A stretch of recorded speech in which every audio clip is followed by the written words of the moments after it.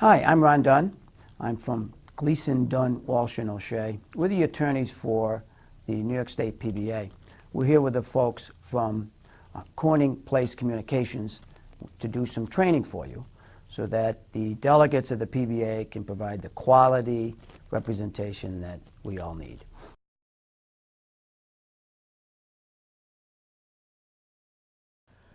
Next, what we're going to talk about is the Public Employment Relations Board. That's a state agency whose primary job is to regulate the relationship between a union and the employer, in this case between the PBA and the state of New York. And their job is to ensure that the parties basically negotiate over everything that's called a mandatory subject of bargaining, to negotiate over wages, hours, and working conditions. So the PERB, the Public Employment Relations Board, what they do is they have a mechanism first for selecting who the union is, because sometimes that's not so obvious. So once they select that during an election or some other process, the union then becomes what's known as the exclusive bargaining representative. That's really important. What exclusive means is that they're the only bargaining representative. That also means that the state of New York must negotiate with the exclusive bargaining representative and no one else. So where is that relevant? Individuals frequently enter into individual deals with the employer.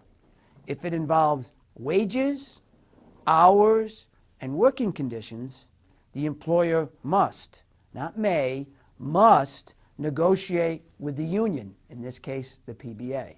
They cannot negotiate over wages, hours, and working conditions with the individual member. So what PERB does is they regulate that relationship. They make sure that the state of New York and the PBA always deal with each other and only each other in bargaining over wages, hours, and working conditions. What PERB does not do is enforce the agreement once it's made. PERB has no jurisdiction over a contract grievance, which we covered earlier in our training. What they do have jurisdiction over is if something is not covered in our agreement, again, the state of New York and the PBA have the obligation to bargain over all wages, hours, and working conditions, whether they are covered in the agreement or not. So if something is in the agreement, the contract grievance enforces the contract, but neither party has the right to unilaterally change what's in the agreement. In a circumstance where someone unilaterally changes the agreement, tries to change something, then that would violate the title law because you have to bargain with the union over all wages, hours, and working conditions.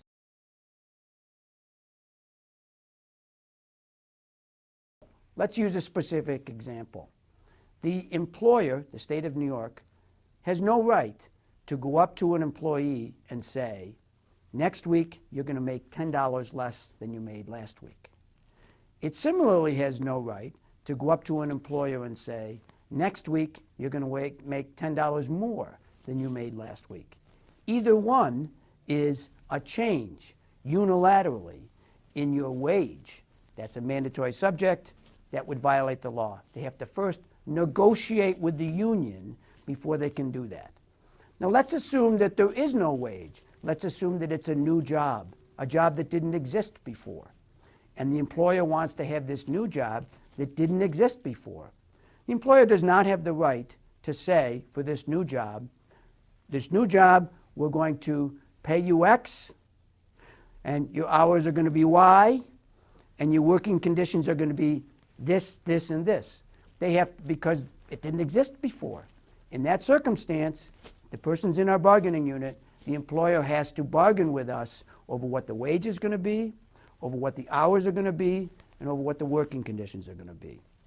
Similarly, even when it already exists, the employer may not unilaterally take away or change that wage, the hours, or the working conditions.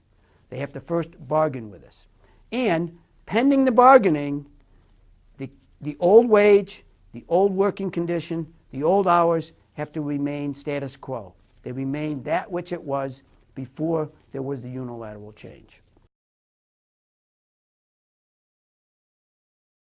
So let's review the main areas where we may have to file some kind of improper practice charge with PERB. These are two areas. One, if the employer is changing a wage or an hour or a working condition, a mandatory subject to bargaining, without negotiating with us first, in that circumstance, we have an improper practice charge that the PERB will enforce. They'll make the state maintain the status quo until such time as they negotiate with us over a change in that wage, hour, or working condition. And the other area that frequently comes up is when the employer is violating that obligation to deal exclusively with the union. Where that sometimes comes up with our union is where the employer is what's called direct dealing, or attempting to negotiate a private or an individual deal with an individual member without access to the union. Because it's the union that gets to determine who negotiates for it, and it is the union who has the exclusive bargaining obligation.